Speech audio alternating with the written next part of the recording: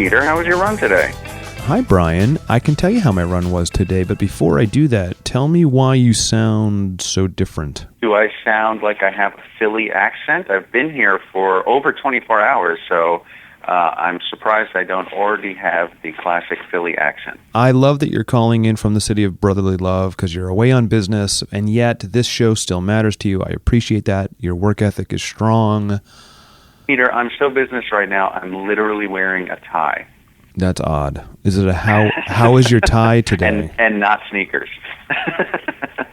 HWYR tie today. Ooh, now there's a hot sales item right there. Yeah, it's not happening. My run today was good, Bryan. Thank you for asking. Thank you for calling in. It was a short workout, only about 20 or so minutes, trying to work on my speed. I got my I was running a sub 9 actually for me, which is rare. It was right on the edge of it. It was like about 8:56 mile. But I got 2 of them in there because I'm trying to get my speed up just so I can have presentable numbers for the BAA 10K that you and I are both running on Sunday. But what are you doing on Saturday just before that? Well, I am running the 10K with you, and the day before that I'm running a 5K trail race at the Cordova Museum and Sculpture Park in lovely Lincoln, Massachusetts. So those will be my first 2 races of the year, actually. Oh, that's right. Back to back, so that's right. going to be a lot of fun. But then... So, I'm tapering this week, Peter. So there's been no running in Philly, or what's your story? Oh, no, I was up early this morning and ran to the Philadelphia Art Museum from my hotel and ran up the famous Rocky Steps and raised my arms in triumph before I ran back down the steps and then ran back to my hotel to then do what I've done too often, probably a lot of people do, which is go for a nice run early in the morning, get back to my hotel, see my laptop sitting there, open it to start looking at email at 6:45 in the morning, and then, 45 minutes later, get up from my laptop, and I'm stiff and achy because, like a dum-dum, I came right in for my run and sat down for 45 minutes because I got sucked into my laptop and didn't stretch or do adequate walking or anything else. So let that be a lesson to you, Peter. Well, that's an important lesson for me because I'm experiencing right now some severe stiffness in what I would call my calf and Achilles tendon area on my left leg, and I'm roll it out. That's what I'm hearing is the key to do. So, and I did a deep tissue massage just myself lying down last night, and it definitely helped. But it's I definitely find sitting at the desk all day. Or if I cross my legs, that's a major mistake. So I try to keep both feet on the floor and move around quite a bit. But I don't know why I'm experiencing this now. It's something I haven't had before, so I don't know what that is. Well, you may have tightness somewhere, and that's how it's presenting itself. Definitely keep up with stretching. Apply the foam roller if you can. Do you know who I'm going to ask this question to very shortly? Is going to be Dr. Rebecca.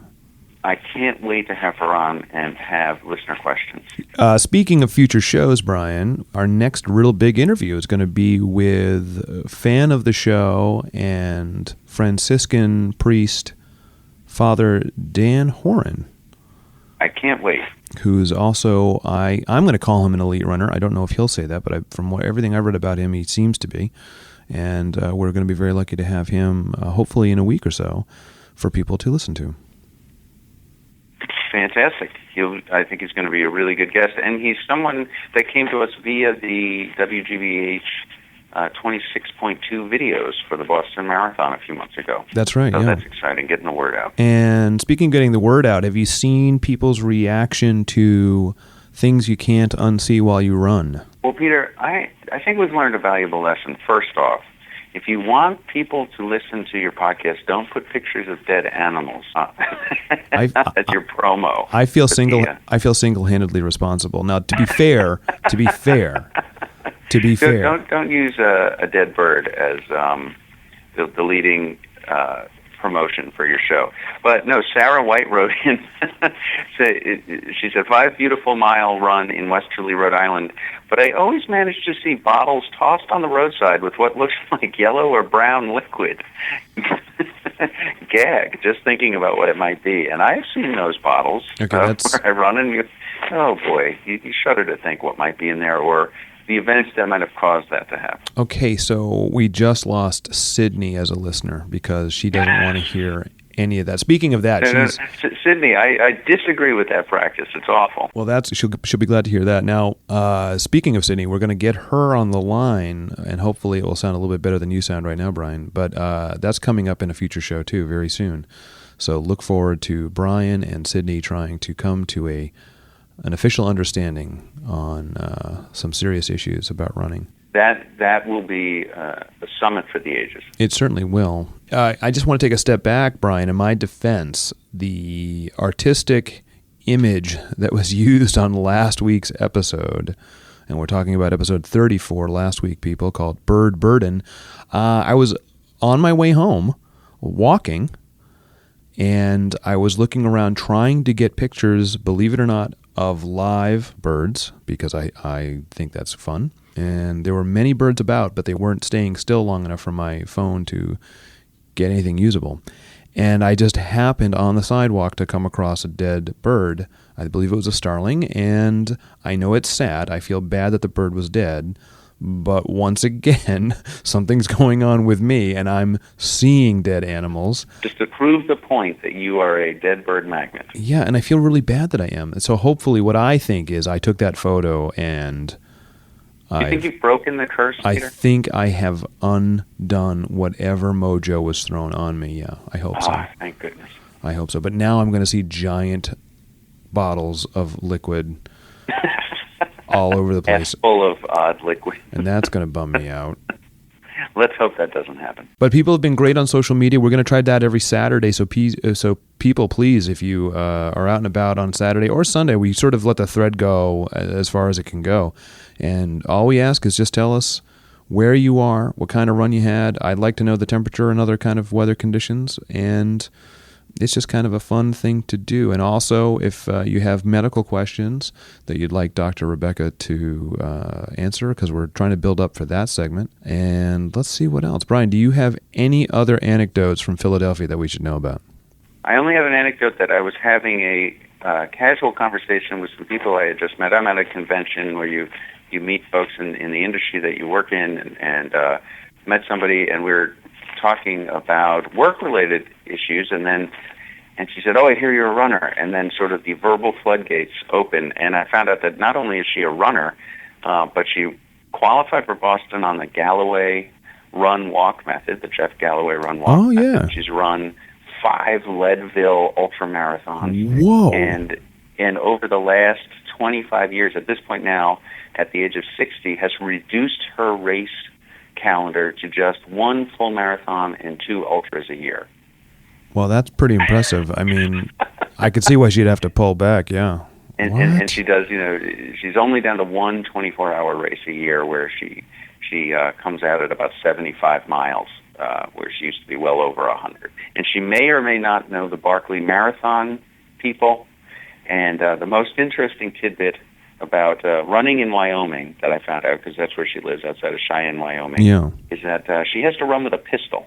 And I was beginning to believe that all of her stories may have been cockamamie until she said, the reason I carry a pistol is because of the wolves and mountain lions. And then she pulls out her phone and shows me a picture of a mountain lion that was outside of her cabin door. And I said, oh, boy, that was... that's different than running on the Esplanade. Well, I have a couple questions there just in relation to this woman's story. I get why she carries a pistol. I think that's probably a smart move. Did she tell you where she keeps it? Like, does she holster it? Is it like a back holster? We didn't get into that. That's a good question. Because I don't even like to go with my smartphone. One of those Get Smart shoes. They're running sneakers. You can shoot out of your sneakers or something like that. Because in all seriousness, I don't even like to run. I run with a Nano that's 1 inch by 1 inch, and it just fits in the inside pocket of my shorts. But I don't ever run with my phone. Maybe she has like a shoulder strap or an arm strap. I know she does trail runs, and think about it, Peter. She's running way longer. She's running 3, 4, 5 hours at a clip. So she probably has a backpack. She must. Sandwiches in there. A ton of water. You probably need couple of gallons or a couple of liters of water anyway. You might need a change of clothes, a portable shower. And did you say how old she was when she started? In her late 30s. So there's hope for us yet. It was one of those stories where she actually came to watch I think a relative run Boston, and sort of said, well, I could probably do that, and away she went. That's interesting, and it's interesting she used the Galloway method, the run walk. That's good. Absolutely, yeah. It's the first person I've met that's actually been successful in not only being able to complete a marathon, but actually qualify. What she said was that she runs a sub-8, or she runs for about 7:45, and then walks for a full minute to keep it under a 9-minute mile, which is about what you have to do to qualify. Well, that's exciting. And depending on your age. Well, all right. I won't keep you any longer because I know you have many social functions to get to because you're wearing a tuxedo right now. Suave to the end. Peter, I'm going to verbal right now. Oh, wow. That I am going to again run to the rocky steps of the Philadelphia Art Museum tomorrow morning, and there I will encounter the Philadelphia Tribe of November Project on Wednesday morning. By chance, do you happen to be wearing your How Is Your Run Today tech shirt? By chance, I will have it, yes. All right, good. If you can do any kind of photo, as you know, we love to put things on social media, Bryan. It would be totally sweet. Speaking of How Is Your Run Today tech shirts, we are in the process of about to order many more, and we would like to know from people if there are specific colors people would like to see. Right now, Bryan, what color would you describe our shirt? Oh, I'd call it a dark blue with a silver logo and lettering. Yes. And we can do many different color combinations, but if there's a need or a desire for a different color, let us know other than blue. And people can just send us emails. We are at hwyrt.com. There's a link right there where you can send an email to tell us something or to order a shirt or to just bother us in general. Plus, you can, of course, listen to the latest episodes from that spot. Bryan, do you have anything else you want to say before we wrap up? Yep. Join us on the socials, Facebook, Twitter, and Instagram. Hey, this has been episode 35 of How Was Your Run Today with Peter Villa and Bryan Gould calling in from Philadelphia. Music by Jeff Cronenberg. Anna Brooks is our social media guru. Andrea Bonnie Gould is our artist in residence. Folks, if you want to send us a message, please go to hwyrt.com. Send us an email through the link there, or head on over to howisyourruntoday@gmail.com.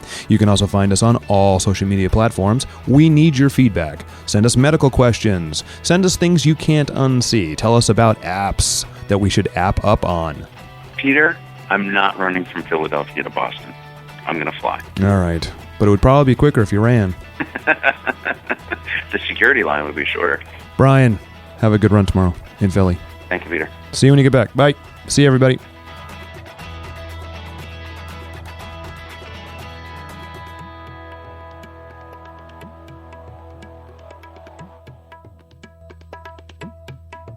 I just had a cheesesteak. It was magnificent.